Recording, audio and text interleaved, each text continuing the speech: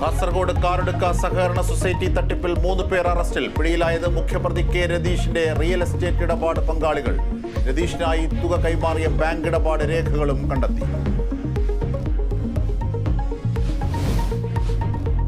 Kozhikode medical കോളേജിൽ വീണ്ടും അവയവം മാറി ശസ്ത്രക്രിയ. 4 വയസ്സുകാരിയുടെ കൈവിരലിന് പകരം ശസ്ത്രക്രിയ നടത്തിയത് നാവിൽ. ഡോക്ടർ മാപ്പു പറഞ്ഞെന്ന് ബന്ധുക്കൾ. ഒരു കുട്ടിക്കും ഈ ഗതി ഉണ്ടാകരുതെന്നും കുടുംബം. ഡോക്ടർ ശ്രദ്ധക്കുറവ്. കൈക്ക് ചെയ്യേണ്ടത് വിരലിന് ചെയ്യേണ്ടത് നാവിനാ ചെയ്തത്. ഇനി ഒരു കുട്ടിക്ക് പ്രശ്നങ്ങൾ വരരുത്. നമ്മളിപ്പോ നാവിലായതല്ലേ, വയറിനോ കാണിച്ചാൽ വലിയ പ്രശ്നമല്ലേ. റിപ്പോർട്ട് തേടി ആരോഗ്യമന്ത്രി.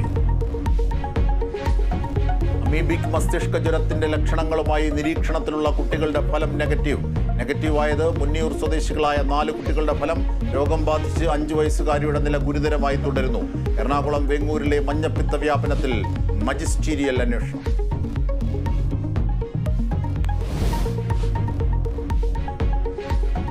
അതിശക്തമായ മഴ മുന്നറിയിപ്പുമായി കാലാവസ്ഥാ വകുപ്പ്. ശനി, ഞായർ, തിങ്കൾ ദിവസങ്ങളിൽ ഓറഞ്ച് അലർട്ട്. 9 ജില്ലകളിൽ യെല്ലോ അലർട്ട് തുടരുന്നു. കനത്ത കാറ്റിനും സാധ്യതയെന്ന് മുന്നറിയിപ്പ്.